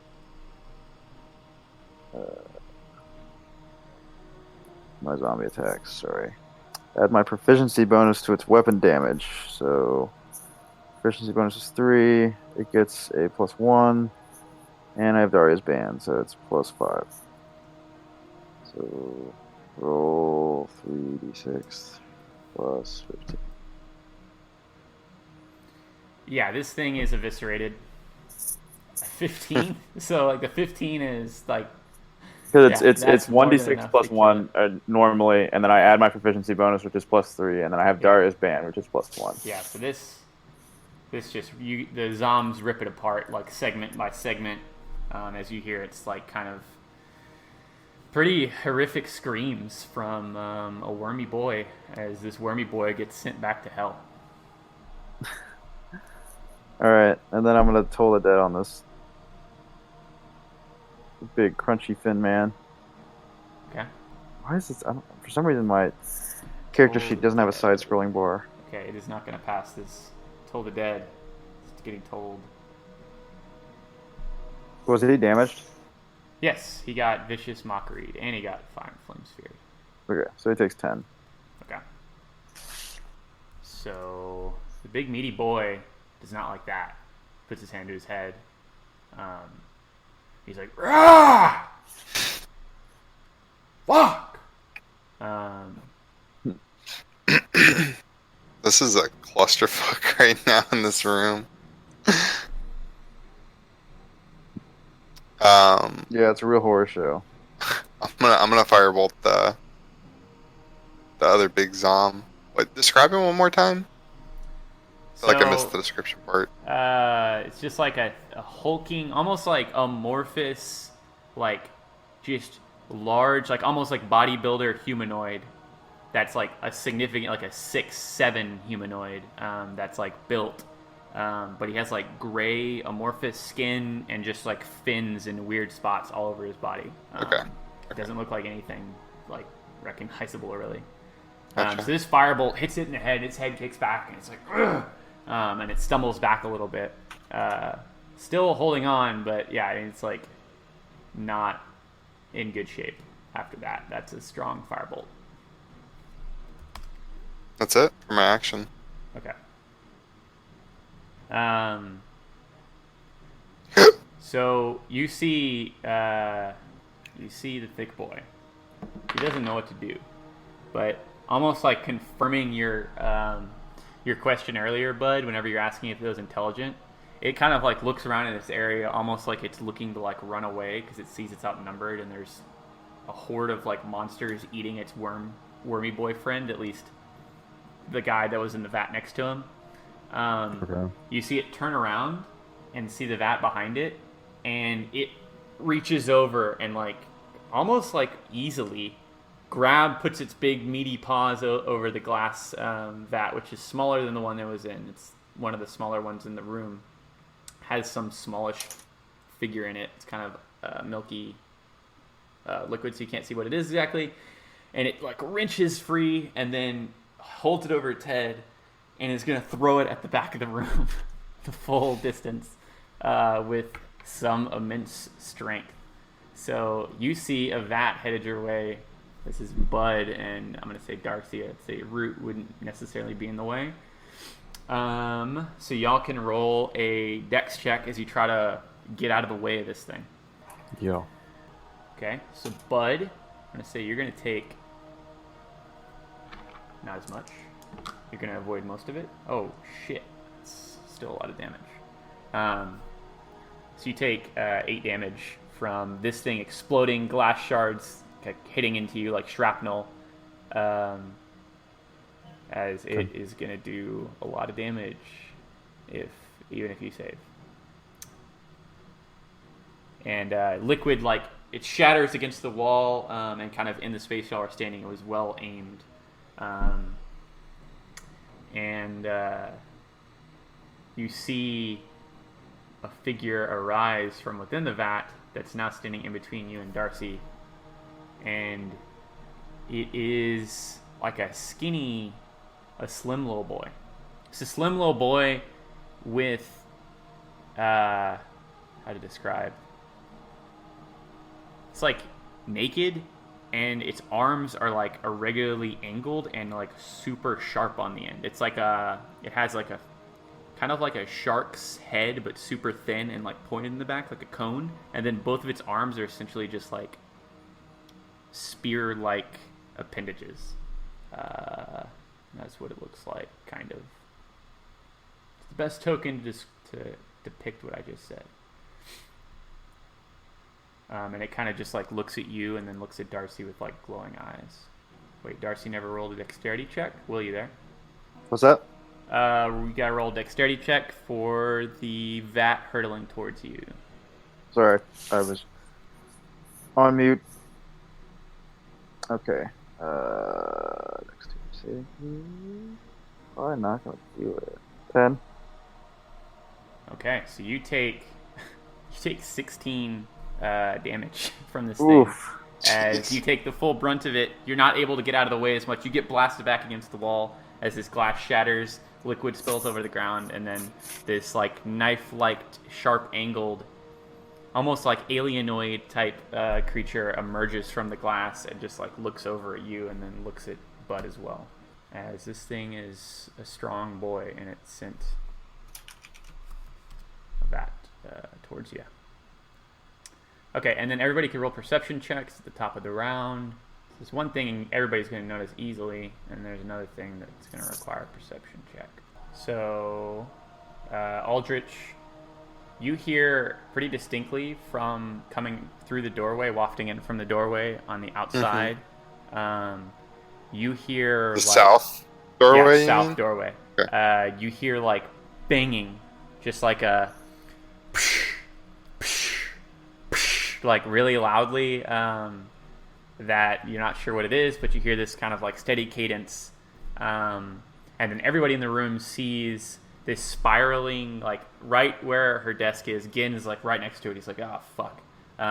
This spiraling like purplish black energy start to like glow from the floor and like rising up where the desk is, and it's like pulsing, and you're not sure what it is. It definitely looks like magic.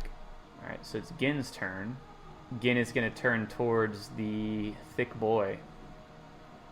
I'll go ahead and reveal the names. And you see him put up both of his hands. He's like, back to hell with you. And he shoots 2 Eldritch Blasts into this thing's torso. And, yeah, this thing, you see it's like standing there, and it's like kind of its arms are heaving after it through the big vat, and 2 Eldritch Blasts hit into it. You see its arms just kind of like slough off and rip off as it hits the wall, and it's just like an armless nugget, dead, falling back into the place of where this vat was that it just threw. It's no longer alive. And then Gin is gonna step over next to you, Aldrich, and like kind of turn back. And he would say, he's like, whatever that arcane sigil is, that looks like a rune. I don't know where she is, but it looks like it just activated. But you, Aldrich, would kind of be able to tell the same thing. So he's kind of telling you something you already know. Okay. And then, Bud, it would be your turn.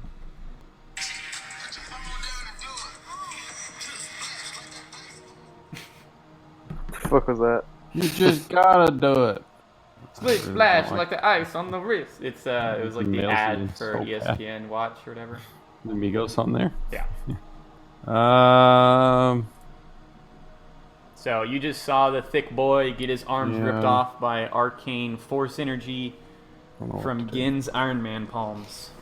That thing is Dunskies. But you do see this eye open up on the ground that's kind of spiraling with black and purple energy that looks like an arcane something or another. Perfect. I mean, do I Splish immediately splash. perceive it as a threat or something that can hurt me?